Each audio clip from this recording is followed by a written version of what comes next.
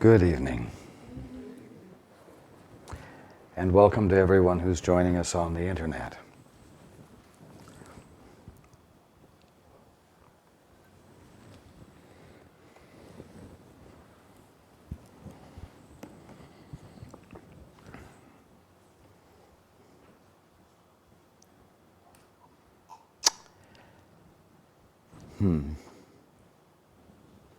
Freedom is the only gift you can offer to God's sons.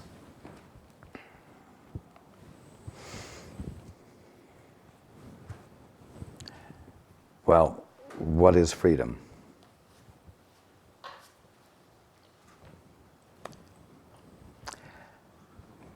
Simple answer, freedom is the experience of not being bound.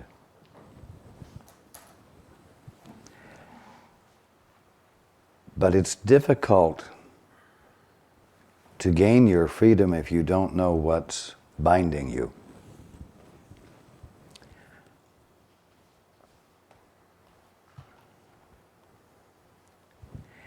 Especially if what's binding you is something that you have called the practice of freedom.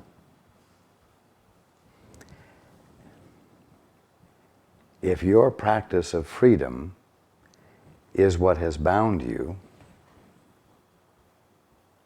you're not likely to discover that fact on your own.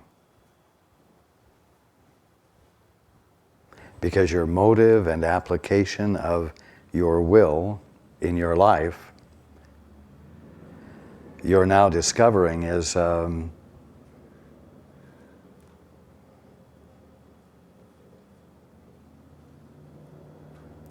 keeping you in the dark.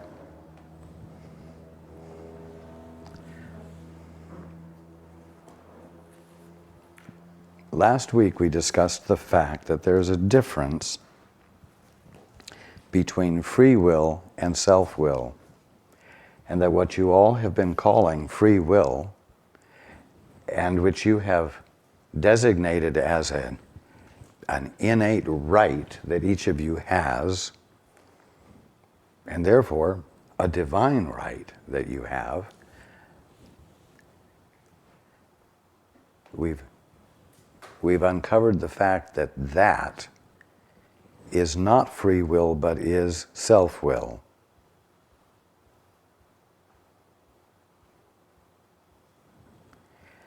And that self-will is always acted out as a means of self-defense, of self-protection.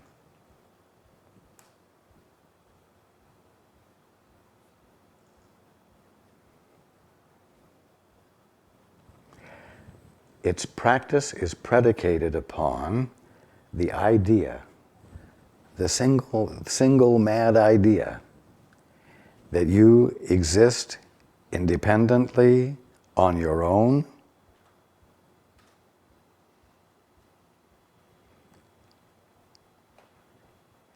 and your independence is your birthright. And yet, for months now, we've been discussing the fact that this independence is not only a flawed idea, it is false. It simply isn't true.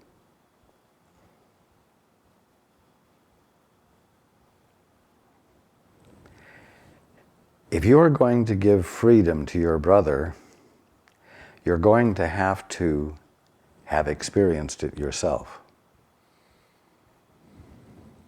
It's that simple. In order to experience freedom, you're going to have to abandon that which is binding you. And what has become abundantly and perfectly clear is the fact that your practice of free will has been a practice of self-will. And this is what has bound you, and this is what you're going to have to abandon.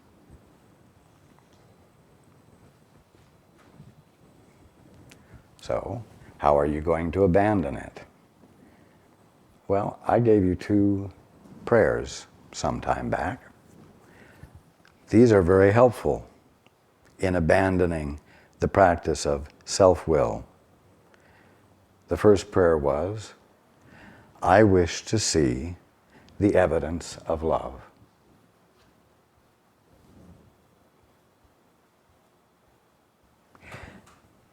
That desire, expressed, embraced by you, and not resisted, constitutes a willingness to see something other than what you're generally seeing. Because as you look around, you do not seem to see the evidence of love. You say it's because it isn't there.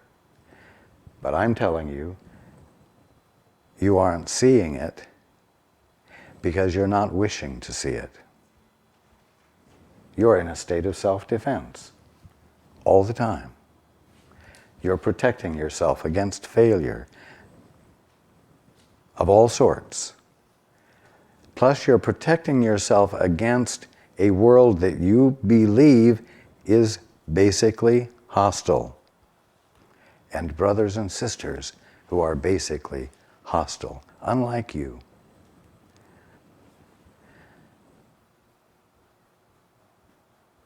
When you see someone who is ill, you believe it's true. And then you take steps to defend yourself against their illness. And if you are of a spiritual bent, you will even help them with, quote, the truth, defend themselves against this real illness. That's part of the human condition. And so now both of you are engaged in defense against an enemy. If you're still engaged in defense, you're engaged in self-will, and you're not experiencing your freedom.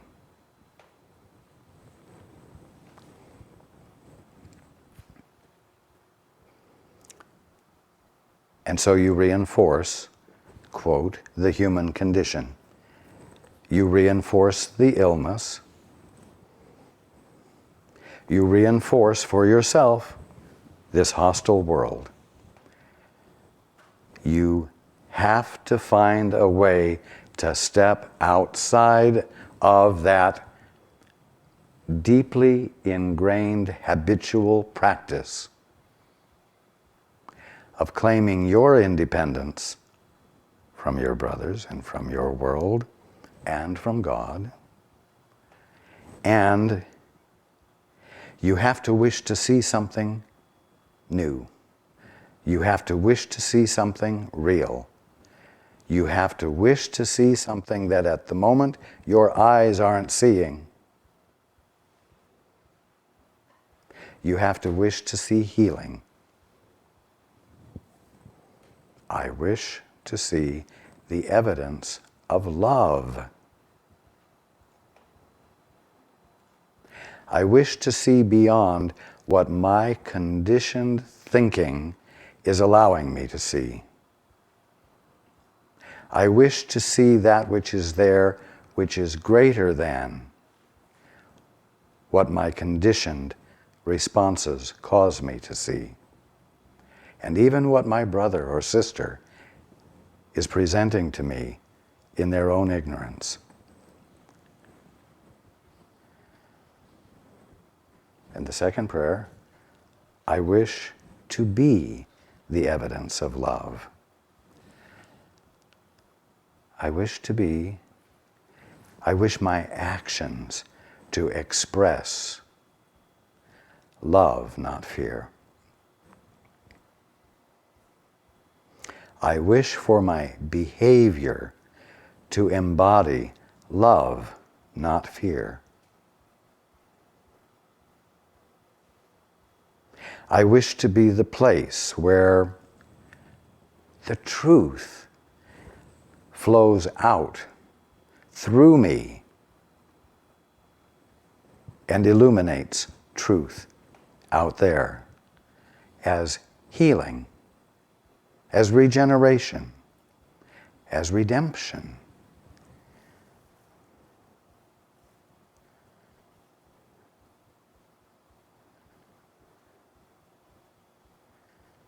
Now, we also found out last week that you can't do this alone,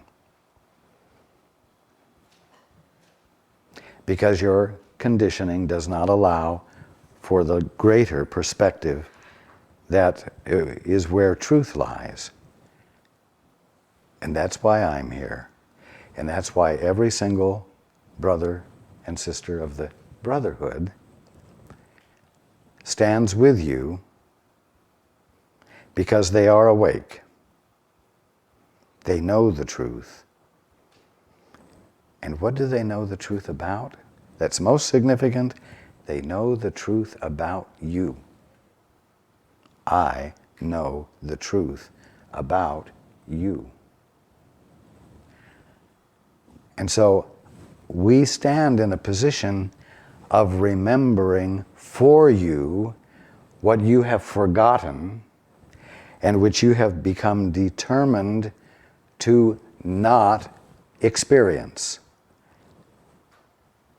You say, well, I don't have a determination not to experience it, but I'm telling you that as long as you are acting out from fear in a defensive manner through the use of self-will, you are expressing determination not to remember, because in that state you cannot be conscious of the truth about you.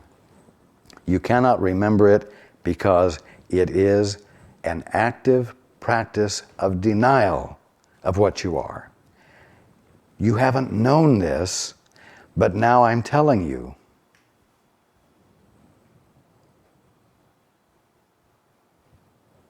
And this is the way I help you remember. Now,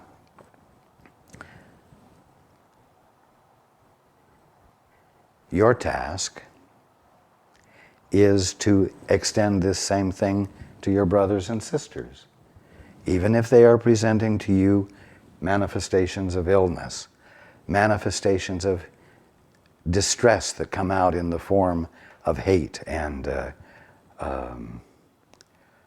jealousy and all of the forms that seem hurtful. Someone needs to remember for your brother, just as someone needs to remember for you. So how do you gain your freedom? You gain it by remembering who you are. And who you are is the son or daughter of your Father. You're not an orphan. You're not independent.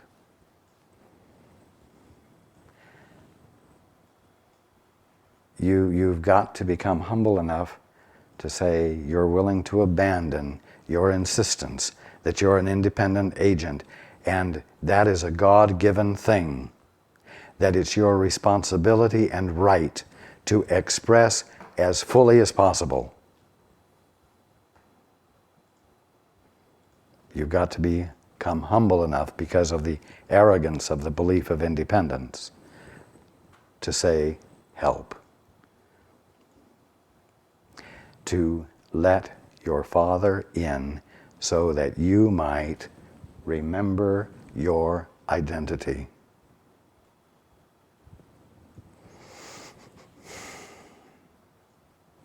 I wish to see the evidence of love instead of what I'm conditioned to see.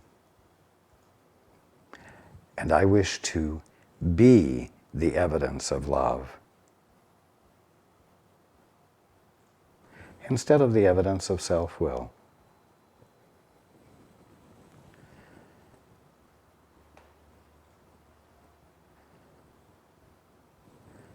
And then you don't sit there and strain with all of your might to see the evidence of love all by yourself.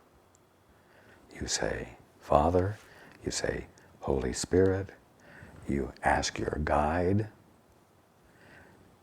to help you see the truth that you know must be there.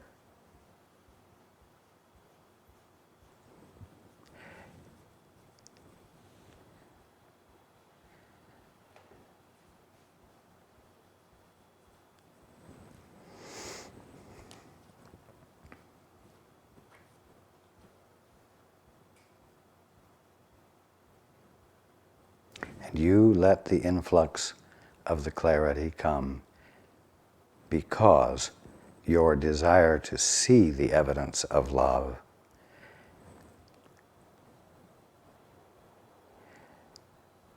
is as pure as you're able to let it be at the moment.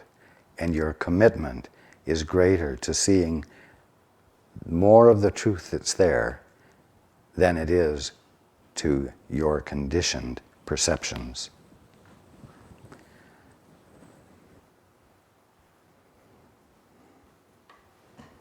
I cannot express it strongly enough that every single day and in every single moment, only the kingdom of heaven confronts you, and only the brotherhood confronts you.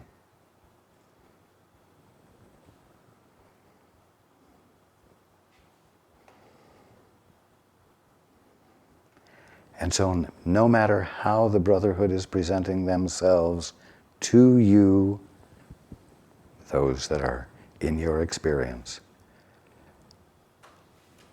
there is more there. And if they are presenting themselves to you in a way that is offensive, because they mean to be offensive, because they're in a state of fear and need to protect themselves, you have to be willing to stand there and remember that in spite of what they're presenting, which can't be the truth about them, there is what they really are present right there. And you ask to help. Remember, you ask for help to remember what is the truth about them.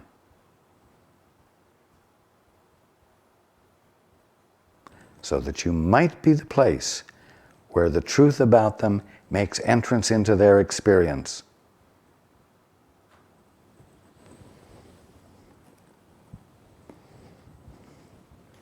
Freedom is the only gift you can offer to God's sons, being an acknowledgement of what they are and what He is.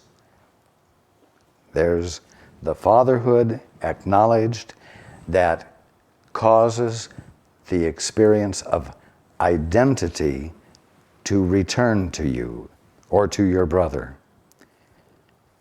Freedom is creation because it is love. What you seek to imprison, you do not love. Boy, she really looks bad today. She shouldn't be out here spreading her germs. He shouldn't be out here spreading his germs.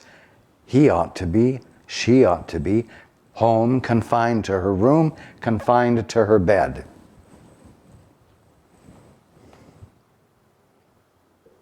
Imprisoned.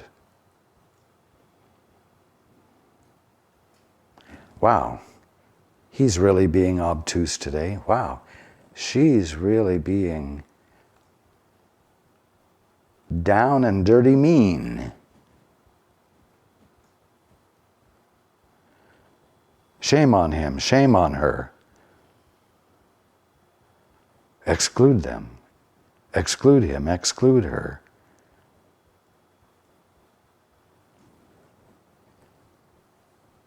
What you seek to imprison, you do not love. You you see the difference? Healing is not going to arise. Correction is not going to occur if you believe what you are perceiving on the basis of your thinking you're independent and vulnerable and in need of always practicing self-defense.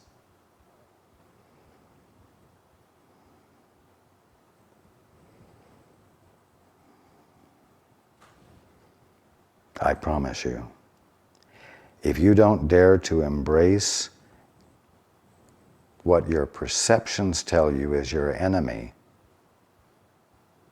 you will not be in a position to have revealed to you the true nature of what you're willing to embrace. I wish to see the evidence of love.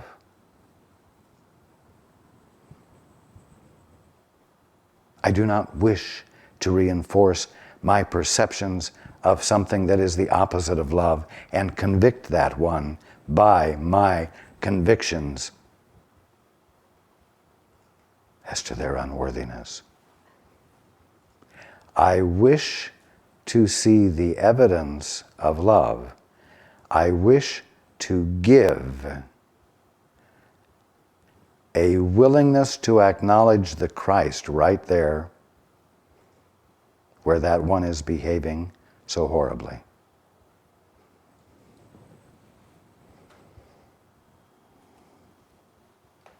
I wish to feel the truth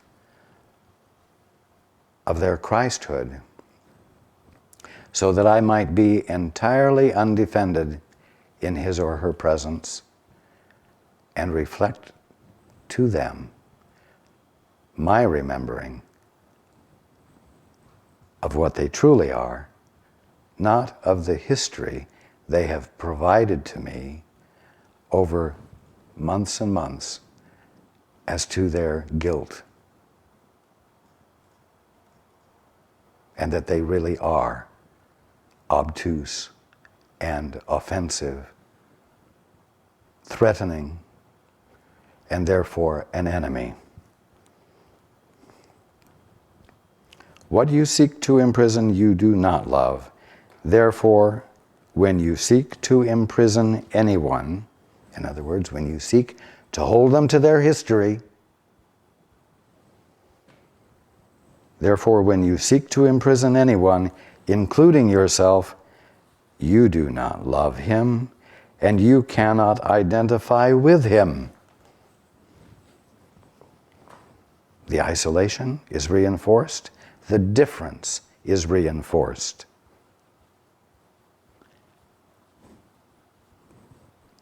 And you are practicing and embodying polarization. When you imprison yourself, you are losing sight of your true identification with me and with the Father. Well, what does that mean? In practical terms, it means that you are losing sight of your true identification with your guide or with the Holy Spirit, that which is your right mind, and with the Father, and reconfirming your lack of identity, your orphanhood. Your identification is with the Father and with the Son. It cannot be with one and not the other. If you are part of one, you must be part of the other because they are one. You see, if you say, okay, Father, I'll let you back in, and I will acknowledge you as my Father, so that I might experience my true identity. You can't say that and then say, but these bitches and bastards around me, I don't want to acknowledge them as my brothers and sisters. Well, if you're not willing to do that, you're not willing to accept the fatherhood of God that means that you have sisters and brothers, that you are part of a wholeness,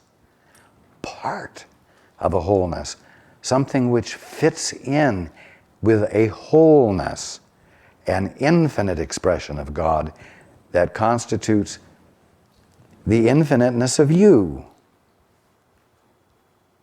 You see, unfortunately, you can't have a private relationship with God.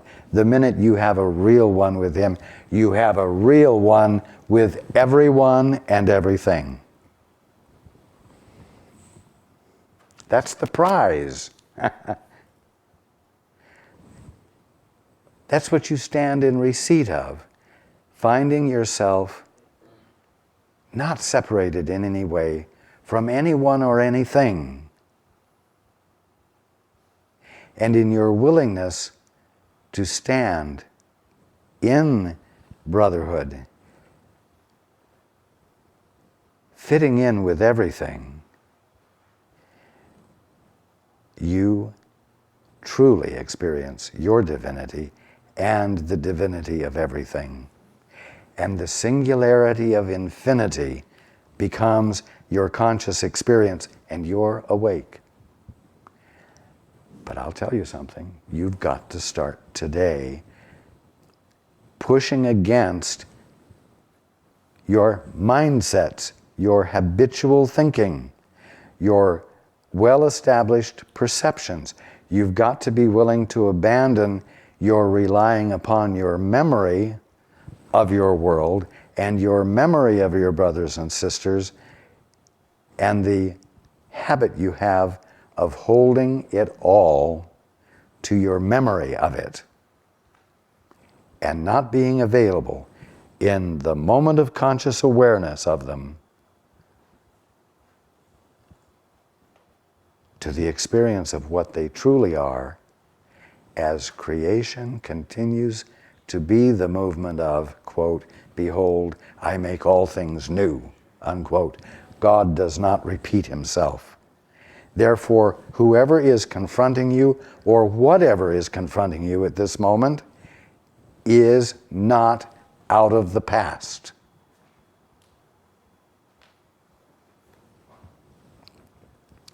And in its presence, in its present, it is glorious. It is an experience of glory.